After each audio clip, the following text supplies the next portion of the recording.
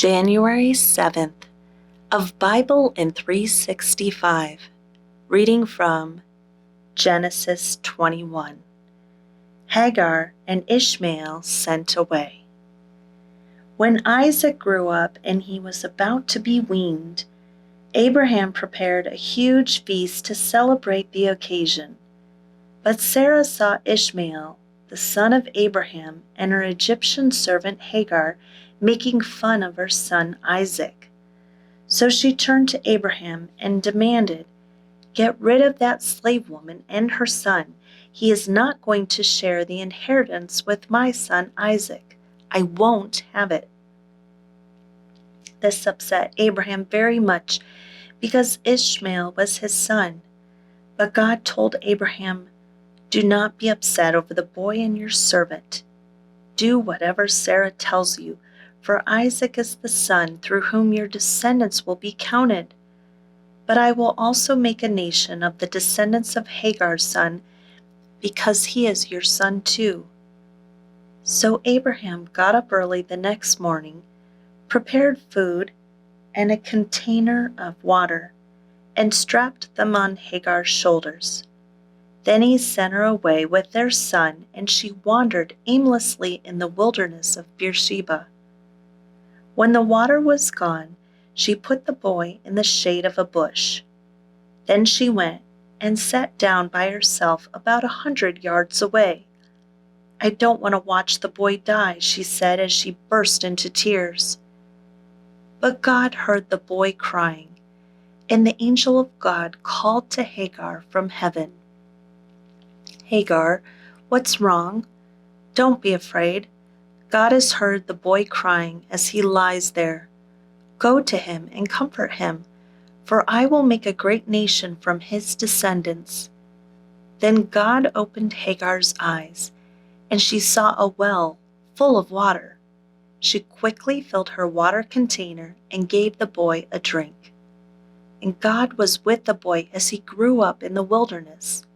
He became a skilled archer, and he settled in the wilderness of Parah. His mother arranged for him to marry a woman from the land of Egypt. A treaty with Abimelech. About this time, Abimelech came with Phicol, his army commander, to visit Abraham.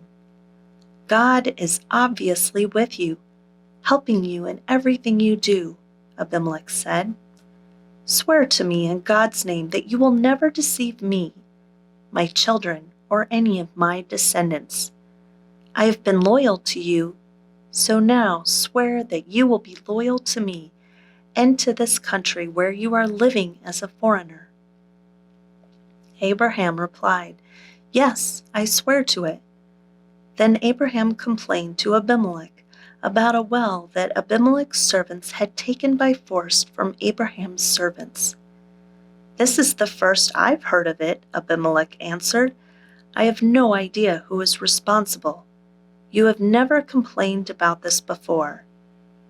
Abraham then gave some of his sheep, goats, and cattle to Abimelech, and they made a treaty. But Abraham also took 7 additional female lambs and set them off by themselves. Abimelech asked, "Why have you set these 7 apart from the others?" Abraham replied, "Please accept these 7 lambs to show your agreement that I dug this well." Then he named the place Beersheba, which means well of the oath, because that was where they had sworn the oath. After making their covenant at Beersheba, Abimelech left with Phicol, the commander of his army, and they returned home to the land of the Philistines. Then Abraham planted a tamarisk tree at Beersheba, and there he worshipped the Lord, the eternal God. And Abraham lived as a foreigner in Philistine country for a long time. Abraham's obedience tested. Genesis 22. Sometime later, God tested Abraham's faith. "Abraham," God called. "Yes," he replied, "here I am."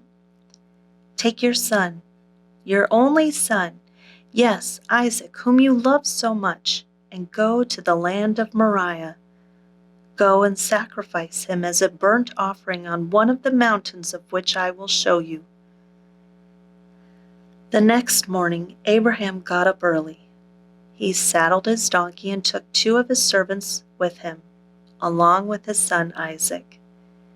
Then he chopped wood for a fire for a burnt offering and set out for the place God had told him about. On the 3rd day of their journey, Abraham looked up and saw the place in the distance. "Stay here with the donkey," Abraham told the servants. "The boy and I will travel a little further. We will worship there, and then we will come right back."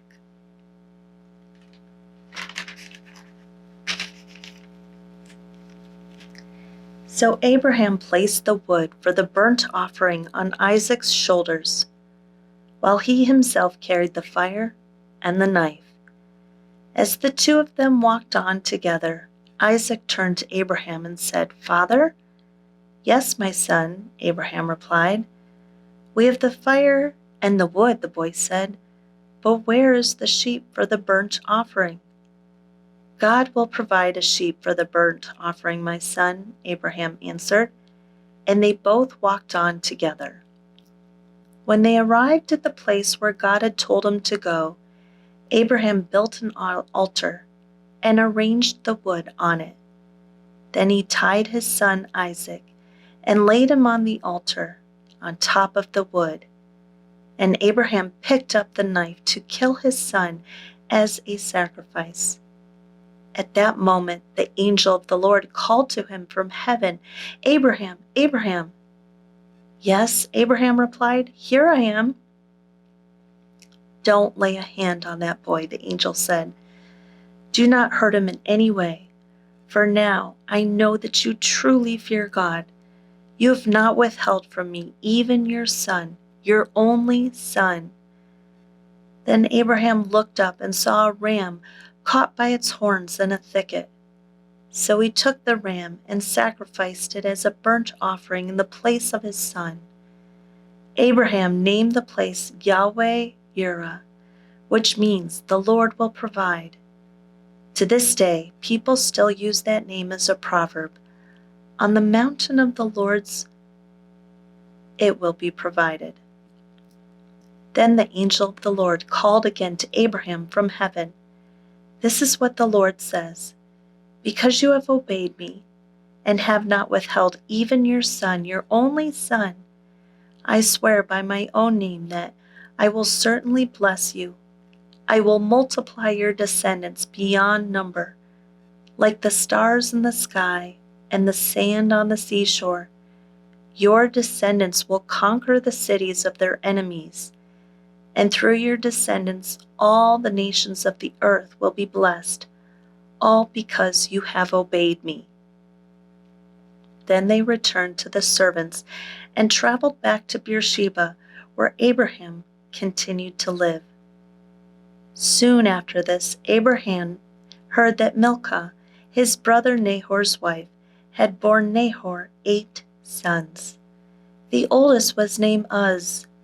The next oldest was Buz, followed by Kemuel, the ancestor of the Armenians, Kesed, Hazo, Pildash, Jidlaph, and Bethuel. Bethuel became the father of Rebekah.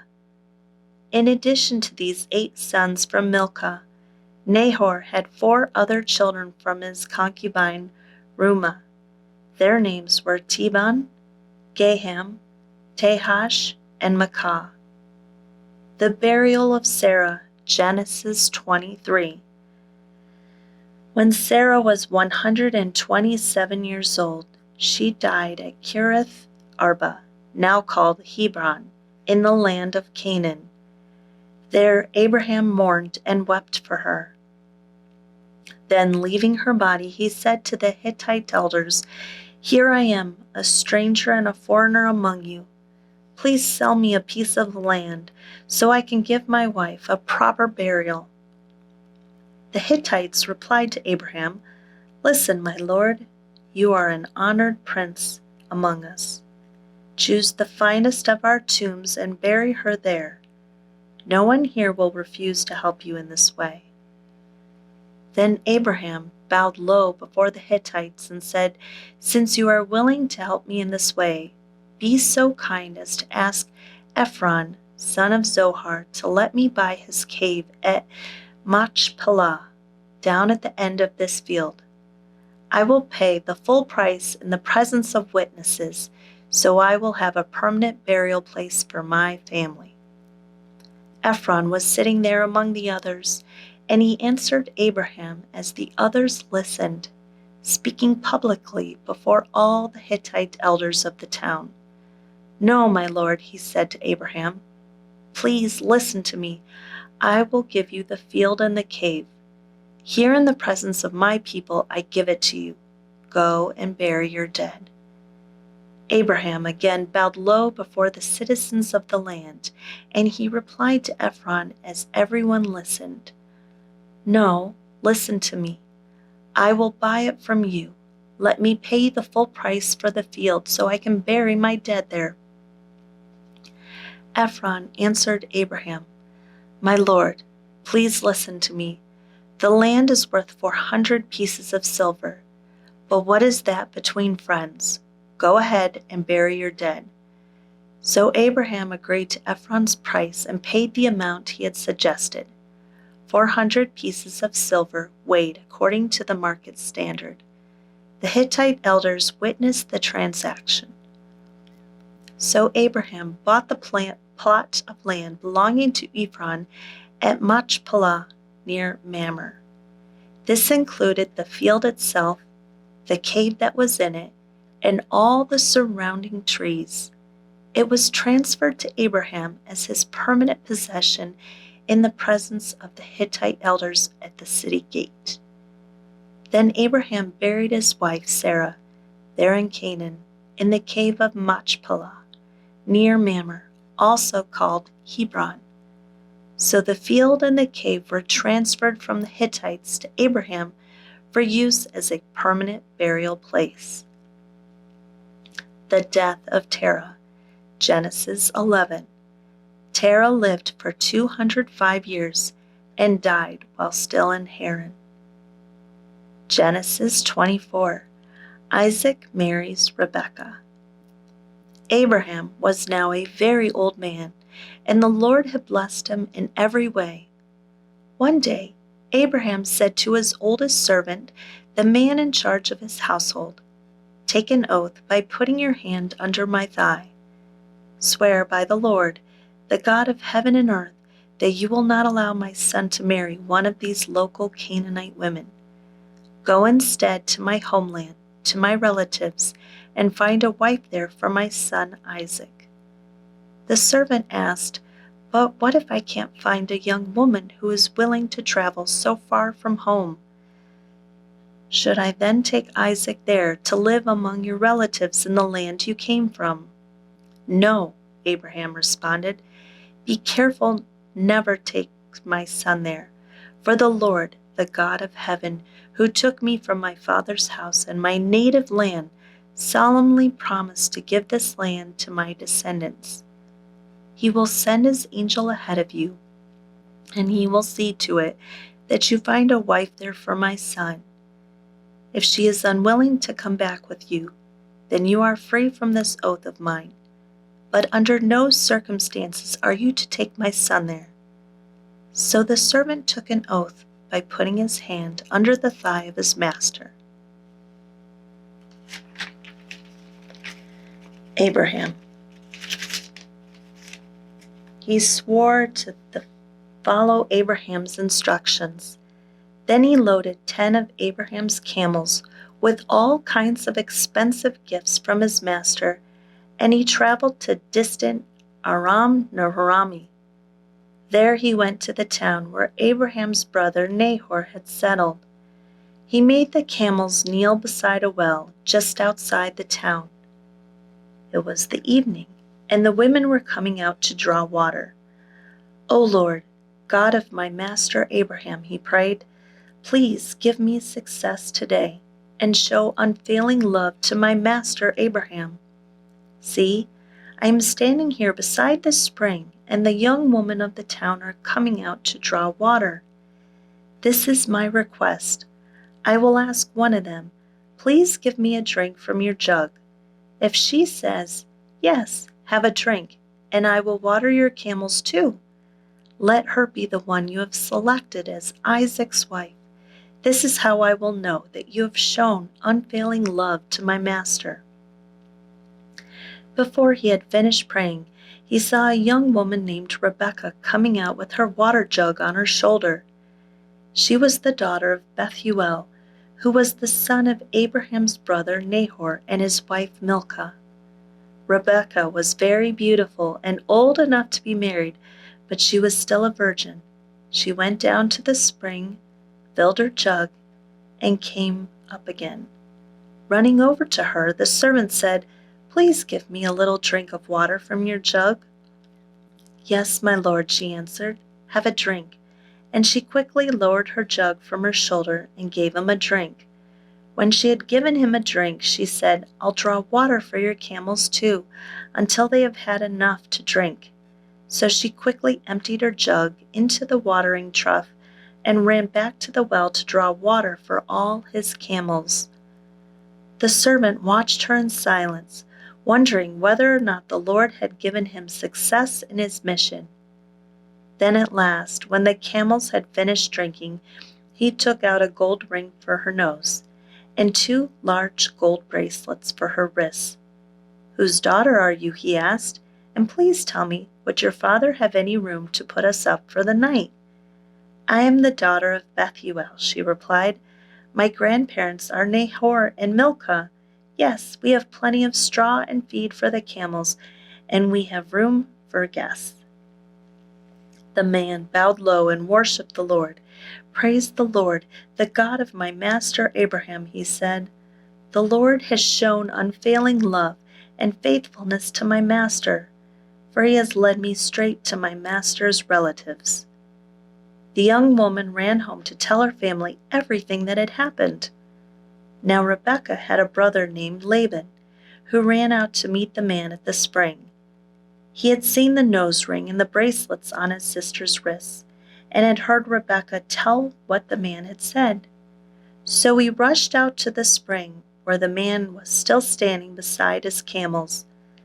Laban said to him, "Come and stay with us, you who are blessed by the Lord. Why are you standing here outside the town when I have a room all ready for you, and a place prepared for the camels?" So the man went home with Laban, and Laban unloaded the camels, gave him straw for their bedding, fed them, and provided water for the man and the camel drivers to wash their feet. Then food was served. But Abraham's servant said, "I don't want to eat until I have told you why I have come." "All right," Laban said, "tell us." "I am Abraham's servant," he explained, "and the Lord has greatly blessed my master. He has become a wealthy man. The Lord has given him flocks of sheep and goats, herds of cattle, a fortune in silver and gold, and many male and female servants, and camels and donkeys. When Sarah, my master's wife, was very old, she gave birth to my master's son, and my master has given him everything he owns. And my master's made me take an oath. He said, 'Do not allow my son to marry one of these local Canaanite women. Go instead to my father's house, to my relatives, and find a wife there for my son.' But I said to my master, 'What if I can't find a young woman who is willing to go back with me?' He responded, 'The Lord, in whose presence I have lived, will send his angel with you and will make your mission successful. Yes, you must find a wife for my son from among my relatives, from my father's family. Then you will have fulfilled your obligation. But if you go to my relatives and they refuse to let her go with you, you will be free from my oath.' So today, when I came to the spring, I prayed this prayer: 'O Lord, God of my master Abraham, Please give me success on this mission. See, I am standing here beside this spring. This is my request. When a young woman comes to draw water, I will say to her, 'Please give me a little drink of water from your jug.' If she says, 'Yes, have a drink, and I will draw water for your camels too,' let her be the one you have selected to be the wife of my master's son." Before I had finished praying in my heart, I saw Rebecca coming out with her water jug on her shoulder. She went down to the spring and drew water. So I said to her, "Please give me a drink." She quickly lowered her jug from her shoulder and said, "Yes, have a drink, and I will water your camels too." So I drank, and then she watered the camels. Then I asked, "Whose daughter are you?" She replied, "I am the daughter of Bethuel, and my grandparents are Nahor and Milcah." So I put the ring on her nose and the bracelets on her wrists.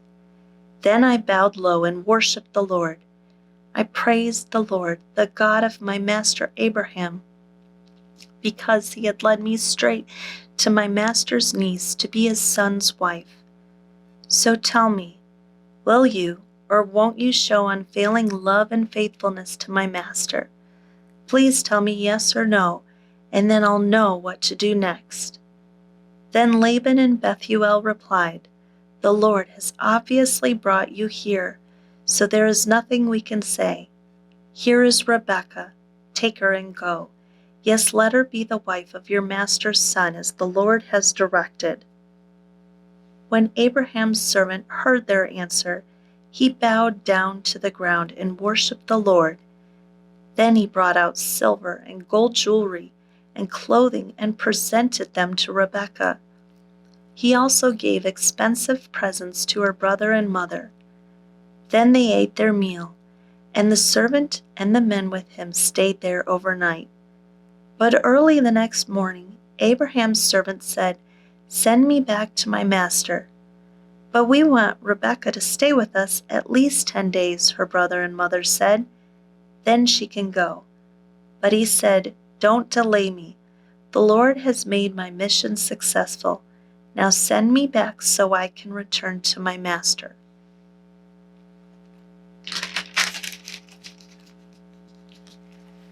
"Well," they said, "we'll call Rebekah and ask her what she thinks."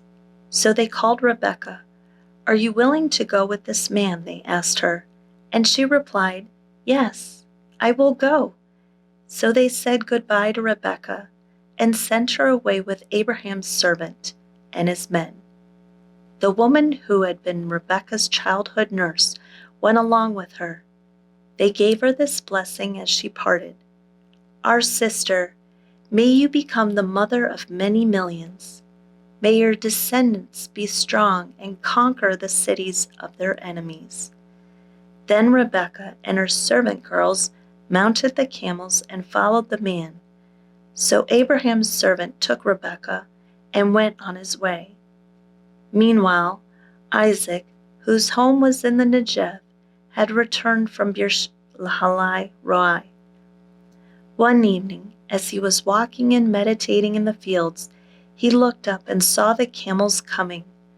When Rebekah looked up and saw Isaac, she quickly dismounted from her camel. "Who is that man walking through the fields to meet us?" she asked the servant. And he replied, "It is my master."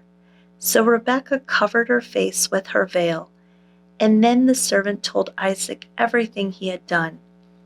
And Isaac brought Rebekah into his mother Sarah's tent, and she became his wife. He loved her deeply, and she was a special comfort to him after the death of his mother. Praise be to God.